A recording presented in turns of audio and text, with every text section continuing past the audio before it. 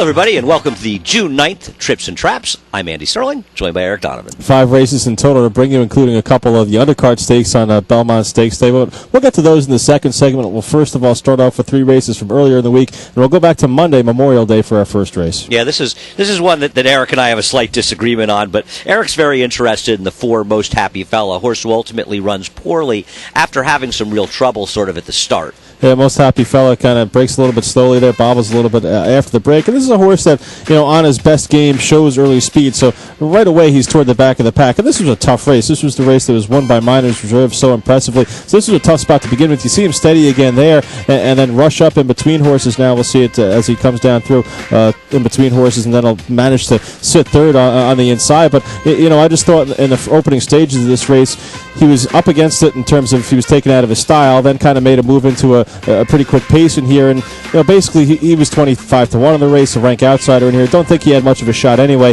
The fact that he's going to tire to last doesn't bother me all that much in here. I think it only helps your price next time out. Yeah, my problem with this horse is, and I get what you're saying. Obviously, it was a very tough spot. He's going to be in an easier spot next time out. He's a New York bred as well, and obviously you're correct that he had the real trouble and was forced to rush up and use a lot of energy early chasing horses he couldn't beat. My problem is it's a horse who had very good form in the winter, and this isn't the first mediocre effort he's put in.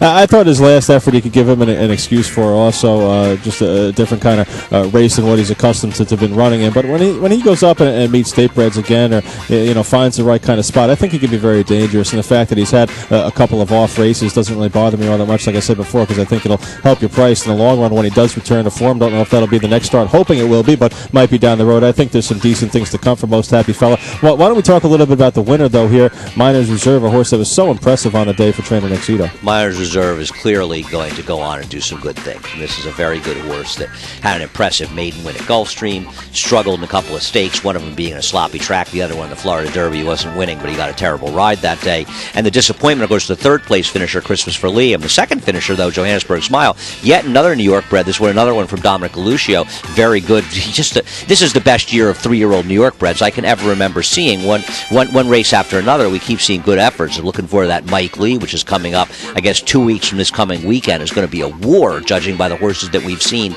I hear what you're saying about Most Happy Fella, and he certainly is going to get a class relief the next time he runs. And look, I joked with you last night about what I think of this. I'll probably end up picking him next time, but he needs some class relief because I question whether or not his form is holding together. Yeah, we'll see where he goes next time out and see where his odds go as well. We'll take a look at another race from earlier in the week. We'll go to June 3rd. This is Chantilly G in race number 9, horse trained by Linda Rice, who will have some problems coming out of the gate. Yeah, I mean, right away, the horse breaks fine here.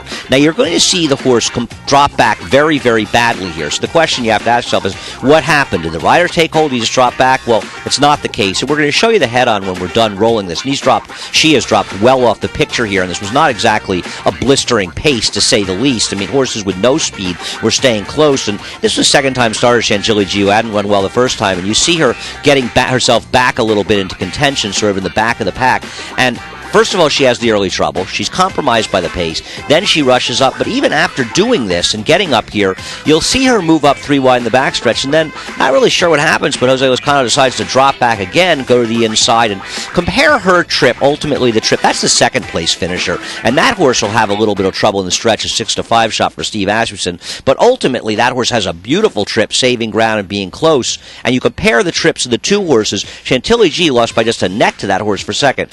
I don't think Chantilly G just should have been second here. I think she should have won. I agree, and I just didn't see the reason to go 3 wide at this point either. If you're just going to sit back behind the rest of the field, why not save as much ground as you can until the point there? And, Chantilly G drops back another length or 2 at that point there as well. So you have the trouble early on, the trouble here, the slow pace up front, all working against Chantilly G. Yeah, just nothing went in her favor in this race. And this was obviously not one of the more stellar fields of maidens we're going to get together. And sometimes you don't like to bet horses that were supposed to win in a given race, but she's a lot better than she looks. And if she meets a comparable field of maidens, and even here she has to angle out and wait to get out, she's going to win a race. If she runs this race, she's going to win a race, and she would win the race against some tougher horses because she ran a terrific race here.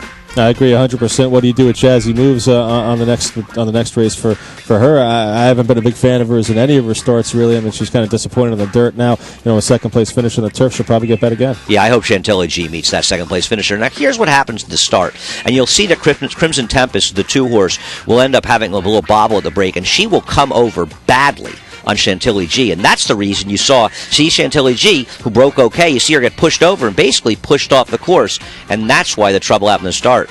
Who's to say if that trouble didn't happen to start where she would have been, and she may well have won this race. I agree. Definite horse to look forward to next time out. We'll take a look at one more race in this first segment. We'll take a look at V going back to Friday. This is race number 1. And V, I can't tell what happens at the start. I don't know if the rider lost an iron. You see him reaching back there a little bit, but V, toward the back of the pack, and this pace will be very slow to develop. Yeah, and it's not like she has no speed, so she had a little issue at the start. It's not a dissimilar situation to the one we saw in the first race with Most Happy Fella, but in this case, the rider smartly decides to at least wait in the back of the pack. Now, one of the reasons I want to talk about this race is, besides the fact that V's getting a little tiresome of getting trouble in all of her races, and she's a big victim here, and Maywell probably did run the best race of anybody. She finishes 4th. The pace was posted as 26-3, 53, 117, and 2. Now, first of all, we know this course is very, very hard. Now, it's also the inner, so the inner to mile 16. So take a second and a quarter off. So really they went around 25 and change, 51 and change. Come on. It's almost not possible, and I realize they're in a crawl here, but it doesn't feel like everybody's in such a total grab. It should be so slow. But the other thing they're expecting us to believe is they went 26-3, 26-2 down the backstretch. Then they went 24-2, most of which was around a turn. Then 22 flat, some of which was around a turn, and then 5.5 seconds the last 16. I don't buy it. Finish time is a little hard to believe here, but they were all but jumbled up. The thing I think you need to most note about here is that the pace is slow. Maybe not as slow as it was reported, and maybe not as quick as it reported coming home, but we'll take a look at V right here. And V at the back of the pack the whole way behind this slow pace. Going to have to angle toward the outside here and have to go around basically everyone in the field. And V's going to have to wait for a little bit of running room here, too. It's caught in between two horses a little bit, has to wait for something to open up. And, when finally V gets running room at the top of the stretch, when she switched to the outside, the whole field has to jump on her. No, if she gets a fair trip against these kind of horses, she's going to beat them. She's better than them. It's clear from the way the race was run. It's odd that she backed up on the backstretch when they were supposedly going so slow. I just have a lot of problems with the whole thing with the race, and the speed's basically held up. V ran very well. V has to get past her proclivity for getting into trouble. But I just think this whole race needs re-examination. Maybe it's because the rails were down for the first time, and that made the fractions weird. Not really sure, but I am sure of one thing. That does it for this episode. We will come back in a minute or so whenever you sign back on to the internet, and then we'll come back with 2 stakes races, the Betfair TVG Acorn and the Woodford Reserve Manhattan. And also, of course, we want you to keep sending those emails if you can at tripsandtraps@NYRAinc.com. Thanks a lot.